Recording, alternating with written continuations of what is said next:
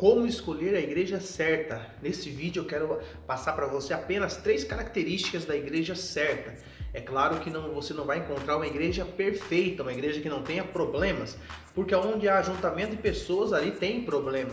Porém, esses 3 princípios não pode faltar. Se você serve a Deus em uma igreja que falta essas 3 características, isso tem uma grande probabilidade de esta igreja não ser a igreja de Deus, uma igreja dirigida pelo Espírito Santo, uma igreja cristocêntrica. Então vamos analisar à luz da Bíblia essas 3 características. Se você não é inscrito, já se inscreve aí, deixa a sua curtida e vamos estudar a Bíblia. A primeira característica da igreja certa é que ela prioriza a palavra de Deus. Um líder que não expõe e que também não incentiva a leitura da palavra de Deus, com certeza está escondendo alguma coisa ou tentando enganar as pessoas. Há muito tempo a Igreja Católica escondeu a palavra. A Bíblia era lida e pregada em latim. Poucas pessoas tinham acesso à palavra de Deus. Então, tudo que os padres falavam virava regra de fé. É aí que nós vemos começou a reforma protestante, porque quando alguns monges começaram a estudar de fato a palavra de Deus, viram que alguns princípios que a igreja estava adotando estava indo contra a própria palavra do Senhor, e aí que houve uma reforma protestante.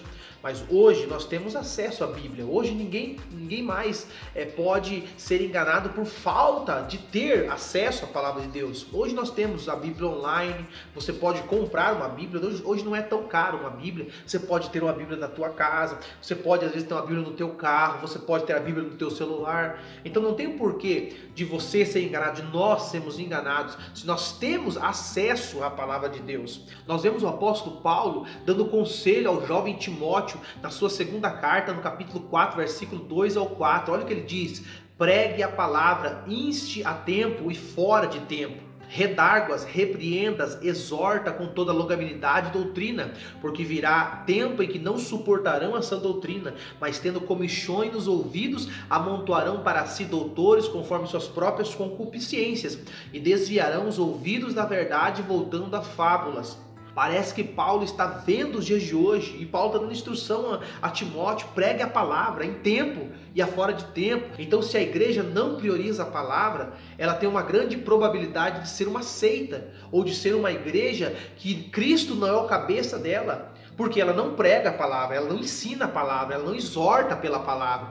A igreja que ouve a palavra e que prega a palavra, ela vive princípios colocados aqui para nossa edificação. Se você for participar de um culto em certas igrejas, você vai ver que o louvor toma a maior parte do tempo do culto. Nós vemos aquelas bandas que cantam e que tocam 15, 20 minutos, repetindo hinos 10, 15 vezes. Mas tudo isso vai cansando as pessoas, e quando chega na hora da palavra, na hora da pregação, o pregador tem 10 ou 15 minutos para expor toda a palavra de Deus. Ou seja, esta igreja com certeza está caminhando para a apostasia, o esfriamento do amor. Quando a gente deixa de priorizar a palavra de Deus, isso quer dizer que o meu amor por Deus está se esfriando. Na sua igreja, quanto tempo é dado para a exposição da palavra de Deus? Hoje, como eu disse, existem muitas igrejas, existem as igrejas das revelações, que passa 30, 40 minutos revela todo mundo. Só que a exposição da palavra é 10, 15 minutos, e olha lá, e uma palavra fraca, porque as pessoas elas não se preocupam mais em ler a Bíblia. E como eu disse, eu acredito nos dons espirituais, mas não acredito que eles são maiores do que a palavra de Deus, porque a Bíblia Sagrada também foi inspirada pelo Espírito Santo. São hinos que são cantados, hinos antropocêntricos, hinos que exaltam o homem, hinos que fala que Deus vai te exaltar, que Deus vai te colocar como cabeça e não como cauda, que Deus vai te dar vitória, que Deus isso e Deus aquilo outro. São hinos voltados ao homem, não voltados a Deus. Então tudo isso aqui, meu irmão, rouba o tempo da palavra, rouba o tempo de nós meditarmos na palavra de Deus. E por que não dizer igrejas que se usam também de unção de objetos, de unção de vassoura, unção de lenço, unção de fronha, unção disso, daquilo outro, e as pessoas estão sendo enganadas. Tudo isso aqui rouba o tempo da exposição da palavra. E se isso está acontecendo na igreja que você serve a Deus, com certeza não é uma igreja certa, não é uma igreja bíblica, porque a partir do momento que você começa a estudar e a ler a Bíblia, eu sempre tenho dito aqui, quando você ler a Bíblia, ninguém mais te engana. Porque existem muitas pessoas, irmãos, que são enganadores, são os falsos mestres, porque eles não pregam e nem ensinam a palavra, e porque eles também não vivem a palavra do Senhor. Olha que interessante o Salmos capítulo de número 119, versículo 105, Davi diz assim, ó, lâmpada para meus pés é a tua palavra, e luz para o meu caminho. Ou seja, se a Bíblia Sagrada, se a palavra de Deus é lâmpada para nossos pés, e é luz para o nosso caminho, quem não anda na palavra anda em trevas. A igreja que não prega a palavra está em trevas. Se a Bíblia, se a palavra de Deus é lâmpada para nós, como que está este povo andando na escuridão? Esse povo está andando como cegos porque deixaram de examinar as Sagradas Escrituras. E ela, como diz o salmista, é lâmpada para nossos pés. Jesus também diz aos discípulos no capítulo 22, versículo 29, o homem está errando, o homem erra por não conhecer as Escrituras e nem o poder de Deus. Quando você começa a ler a Bíblia, ela começa a abrir o teu entendimento, ela começa a fazer você andar pelo caminho da luz, pelo caminho da verdade. Jesus disse, conhecereis a verdade e a verdade vos libertará. Você não pode simplesmente basear a tua vida no que as pessoas falam, do que o pastor fala, no que o padre fala. Não, você precisa ter comprometimento com a Bíblia. Você precisa conferir se aquilo que está sendo pregado realmente está ali. Sabe, eu tenho visto pessoas falando de teologias vazias. Aconteceu isso, fulano aconteceu aquilo, sabe, mas não provam nada. Para provar, eu preciso ler a Bíblia. Se eu disser para você que aconteceu isso, eu preciso te provar dentro da palavra de Deus. Eu preciso ter conhecimento da palavra de Deus. Mas você que me ouve, você também precisa aprender da Bíblia. Você não pode basear a tua fé no que as pessoas falam. Você precisa ter conhecimento na palavra do Senhor para não errar e também não perder a tua salvação. Olha o que diz o apóstolo Paulo em Hebreus capítulo 11, versículo 6. Ora, sem fé é impossível agradar a Deus, porque é necessário que aquele que se aproxima dele creia que ele existe e que ele é galardoador dos que o buscam. Mas então, para mim agradar a Deus, eu tenho que ter fé? Mas como que eu vou ter fé? Paulo ainda responde, Romanos capítulo 10, versículo 17, de sorte que a fé vem pelo ouvir, e ouvir o quê? Ouvir a palavra de Deus. A fé não vem por você ouvir revelações. É por isso que nós vemos uma geração que não tem fé, ou que não consegue exercitar a sua fé, porque deixaram de ler a Bíblia, deixaram de estudar a palavra de Deus. E a fé vem pelo ouvir, mas de ouvir a palavra de Deus. Jesus também diz aos discípulos no capítulo 14, versículo 15, olha o que ele diz, se vocês me amam, vocês guardam os meus mandamentos. No capítulo 14, versículo 21 de João, Jesus diz assim, ó, aquele que tem os meus mandamentos e os guarda, esse é o que me ama, e aquele que me ama será amado do meu Pai, e eu o amarei e eu me manifestarei a ele. Você só pode dizer que ama a Deus se você guarda os mandamentos. E como que você vai guardar os mandamentos se você não lê a Bíblia? Como que você vai saber o que é certo e o que é errado se você não ter intimidade com a palavra de Deus? Se você não é ensinado a ler a Bíblia, se você não é incentivado a ler a Bíblia? Você só pode ter um relacionamento certo com Deus quando você começa a se interessar pela palavra de Deus. Você só consegue ter uma vida espiritual alicerçada quando você começa a priorizar a palavra. Não tem como conhecer a Deus se desconhecer a sua palavra. Olha o que o Senhor disse, você me ama se você guarda o meu mandamento. Mas como você vai saber o mandamento? Se você ler a palavra de Deus. Então, se a igreja não prioriza a palavra, ela tem uma grande probabilidade de não ser a igreja certa. Hoje nós temos visto o aumento das seitas. Hoje coloca a sua placa lá como o nome de uma igreja, mas por trás é uma seita. Nós temos aqui no canal também o que é uma seita. Eu vou deixar lá na tela final, para você entender um pouquinho, se você ainda não sabe. Vou deixar lá na tela final o que é uma seita. Aí você clica em cima e você vai ser direcionado para o próximo vídeo. A segunda característica da igreja certa é uma igreja de oração. A oração é o nosso diálogo com Deus. A oração é a nossa comunhão com Deus. Nós vemos em 1 Tessalonicenses capítulo 5, versículo 17, que Paulo diz, orai sem cessar. Paulo está ensinando que a oração é a respiração da alma. Para nós conversarmos com Deus, existe só uma maneira, é a oração. E oração, a Bíblia fala de vários tipos de oração. Por exemplo, existe a oração que você faz de joelho dobrado, existe a oração que você faz com as mãos para cima, existem vários tipos de oração. Também a Bíblia ensina a oração em espírito. que é quando muitas das vezes você não precisa falar alguma coisa, você está orando em pensamento, orando em espírito, esta oração também Deus recebe. É por isso que Paulo diz, orai sem cessar. Você pode estar no teu carro conversando com Deus, você pode estar lavando uma louça conversando com Deus, é uma oração, não é uma obrigação você ter que estar de joelho dobrado, porque Deus recebe também esse tipo de oração. O verdadeiro líder ou a verdadeira igreja incentiva os seus fiéis a orarem a Deus. Hoje a gente conhece muitas pessoas que dizem, ora por mim, pessoas que não entendem que Deus quer ouvir as nossas orações. Não existe oração errada, não existe, porque oração é o teu diálogo com Deus, é as tuas palavras, é o que você sente. Quando Jesus está ensinando ali os discípulos a orarem, ele começa a falar para eles não orarem como os fariseus, que oram em pé nas sinagogas, gritando simplesmente para que as pessoas ouçam sua oração. Em Mateus capítulo 6, versículo 9 ao 10, Jesus ensina a oração do Pai Nosso aos discípulos. Ele diz, portanto vós orareis assim, Pai nosso que estais nos céus, santificado seja o teu nome, venha o teu reino, seja feita a tua vontade, assim na terra como no céu. Ele começa a ensinar esta oração. Ele não está dizendo que esta oração você precisa repetir ela todos os dias. Não, porque um pouquinho antes ele vai falar que você não pode ficar repetindo orações. Ele está ensinando aqui um modelo de oração. O que ele está ensinando aqui? Que a oração é uma intimidade com Deus. É tanto uma intimidade com Deus que a oração começa assim, Pai Nosso. Você precisa entender que Deus é seu Pai. Se você recebeu a Cristo como Senhor, você é filho de Deus. Então Deus é como um pai que quer ouvir as nossas orações. É como um pai que muitas vezes quer ouvir até mesmo as nossas frustrações. Quer ouvir muitas vezes o nosso desabafo. Ao invés de você desabafar no Facebook, desabafar nas redes sociais, fazer aquele texto enorme lá na rede social porque alguém te ofendeu. Ao invés de você fazer isso nas redes sociais, faça isso aos pés do Senhor.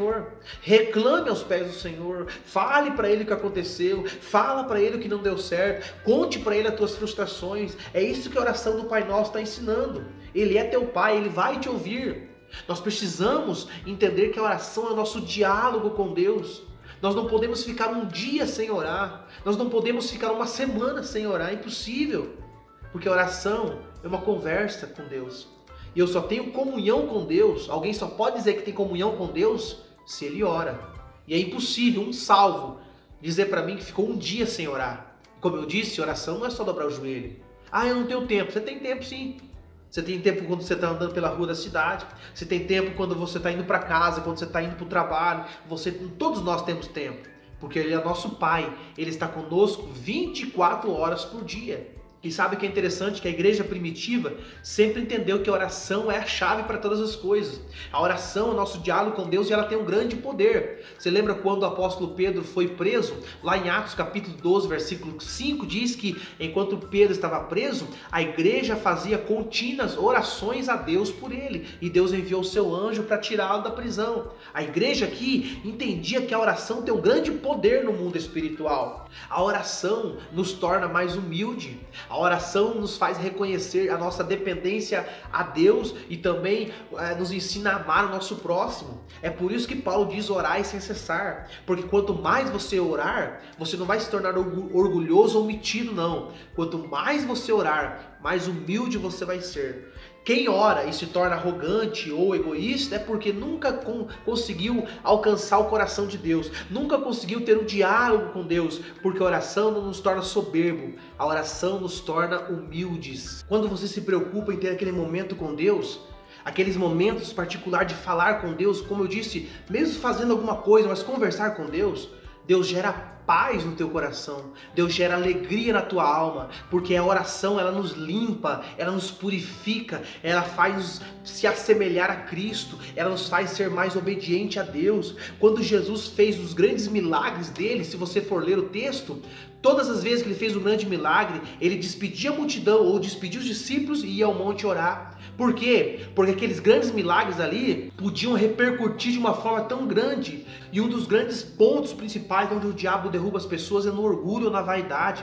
É quando Deus usa você para pregar uma palavra e as pessoas saem da igreja abençoadas. As pessoas saem da igreja dizendo, olha, Deus falou comigo hoje, Deus te usou. Quando as pessoas são curadas de uma enfermidade e muitas das vezes contam testemunho dizendo, ó, o irmão orou por mim, Deus me curou. Nessas horas que nós temos que ter cuidado, porque o diabo vai se usar do orgulho no coração das pessoas para fazer elas caírem. Por isso que Jesus ia ao monte orar, porque ele reconhecia o poder de Deus na vida dele. Mesmo ele sendo filho de Deus, ele nunca quis ser glorificado, ele nunca quis ser exaltado ali pelas pessoas. Os grandes milagres dele, ele disse, vai e não conte para ninguém, porque ele sabia que o orgulho tem um grande poder de destruir as pessoas. Foi por causa do orgulho que o diabo, ou que Satanás foi lançado dos céus à terra. E a oração não nos faz ser orgulhosos, nos faz ser humilde. Então uma igreja que não ensina e não instrui os seus fiéis a orarem, a buscarem a Deus, pode ter grande probabilidade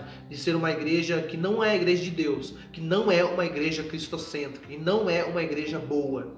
A terceira característica da igreja certa é que ela se preocupa com as pessoas, porque o modelo principal aqui é de Cristo. No capítulo 9, versículo 36, diz assim, e vendo a multidão teve grande compaixão delas, porque andavam cansadas e desgarradas como ovelhas que não têm pastor. Então a igreja precisa se preocupar com as pessoas, se preocupar com o alimento espiritual das pessoas, pregando a palavra.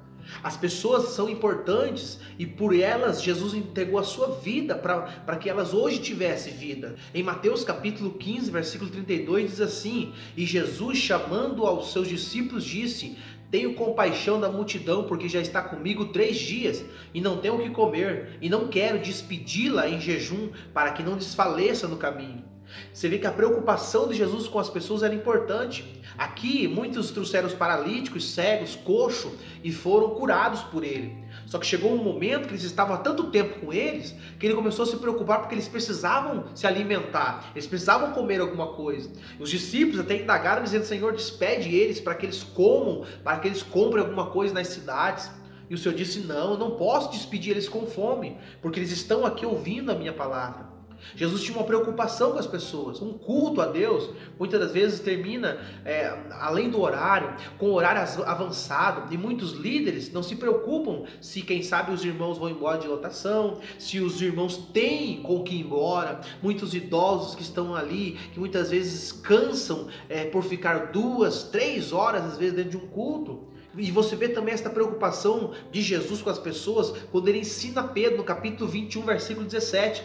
Pela terceira vez ele disse, Simão Pedro, tu me amas? Ele disse, Senhor, o Senhor sabe que eu te amo. Ele disse, se você me ama, então apacenta as minhas ovelhas. Cuida das minhas ovelhas. É por isso, irmãos, que a igreja tem que se preocupar com as pessoas. Infelizmente, nós sabemos tantas histórias de pessoas que foram abandonadas por sua igreja, pessoas que ficaram 1 ano muitas das vezes sem a visita do seu pastor, pessoas muitas vezes que não têm condição financeira e por causa disso a igreja vai afastando essas pessoas. Nós estamos ainda vivendo um ano de pandemia e quantas histórias nós já não soubemos do começo da pandemia até agora. Pastores que fecharam suas igrejas no tempo de pandemia não visitaram ninguém. Mas eu soube de muitos pastores que pediu lá para que os membros levassem o dízimo, levassem a campanha do quilo na igreja. Nós ensinamos isso aqui na igreja. Ensinamos que você tem que ser fiel, que o dízimo é para também para nós servirmos a obra de Deus. Mas também nós precisamos ter cuidado com as pessoas. Muitos pastores só vão atrás dos seus membros quando é data de pagamento. Quando é data do obreiro, do membro levar o dízimo na igreja, às vezes o membro não foi à igreja há 15, 20 dias, ninguém vai visitar, mas chega na semana da ceia ou chega na semana do pagamento, está lá o pastor para receber o dízimo. E tudo isso, irmão, não é cuidado não, não é cuidado com as ovelhas, é cuidado com a lã das ovelhas. A Bíblia diz que digno é o obreiro do seu salário. Então o pastor pode sim ser sustentado pela igreja, mas ele precisa cuidar das ovelhas. Ele precisa saber se elas estão bem alimentadas. Ele precisa saber se elas precisam de alguma coisa, de uma ajuda, porque ele está ali também para servir a igreja. Quantas pessoas idosas que estão sendo esquecidas pelas igrejas? Porque muitas das vezes não tem um dízimo alto, porque muitas vezes não canta bem, não prega bem. Mas são essas pessoas que construíram a história da igreja. Foram essas pessoas que começaram muitas das vezes os pontos de culto. Foram essas pessoas que se ocuparam e serviram a igreja há tantos anos, tanto tempo. Agora, porque estão com uma idade avançada, a igreja simplesmente deixa eles nos cantos. Isso não é amor. Uma igreja que faz isso, uma igreja que age assim, não pode ser chamada de uma igreja de Deus. Não pode, jamais. Porque não é uma igreja de Deus. Paulo diz que nós somos membros do corpo de Cristo e que Cristo é o cabeça. E se Cristo é o cabeça, nós precisamos fazer exatamente como ele faria. E jamais ele abandonaria uma ovelha porque ela está velha. Ele jamais abandonaria uma ovelha que ficou doente. Ele jamais abandonaria qualquer ovelha. Porque a Bíblia diz que ele é o bom pastor. E o bom pastor dá a sua vida pelas suas ovelhas. E aí eu pergunto para você, meu irmão, na igreja que você está hoje, se você faltar 15 dias de culto, será que as pessoas vão ir atrás de você?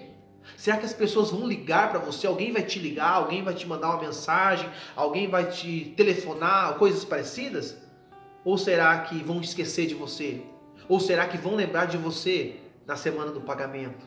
É por isso que você tem que analisar onde você está. Você precisa, eu não estou aqui fazendo propaganda para você sair da tua igreja e ir para outra igreja, não. Eu estou dizendo que você precisa começar a examinar a palavra de Deus. E se porventura a igreja que você está servindo a Deus não cuida de pessoas, não se preocupa com pessoas, ela tem uma grande probabilidade de ser uma igreja falsa, de uma igreja que não está agradando a Deus e não está querendo levar ninguém para o céu, e sim ser beneficiada. Então são essas 3 características da igreja certa, né? A primeira característica é que esta igreja ela prioriza a palavra. A segunda característica é uma igreja que ensina a oração, que ajuda você a orar, ensina você a orar. E a terceira característica é que é uma igreja que cuida de pessoas. Que Deus em Cristo Jesus venha te abençoar. Se você não é inscrito, se inscreve no nosso canal aí. Também compartilhe esse vídeo com mais pessoas para que mais pessoas sejam abençoadas. Que Deus vos siga abençoando.